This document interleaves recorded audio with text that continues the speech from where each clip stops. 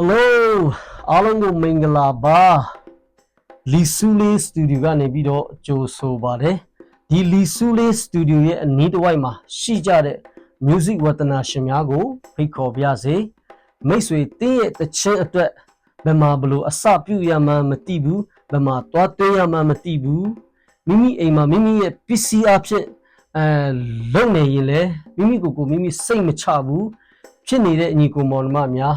လီဆူလေးစတူဒီယိုကနေပြီးတော့အကောင်းဆုံးအတန်ဖန်ပြီးတဲ့အကောင်းဆုံးဝန်ဆောင်မှုပေးနေတဲ့အကြောင်းသတင်းကောင်းပါပြစေခင်ဗျ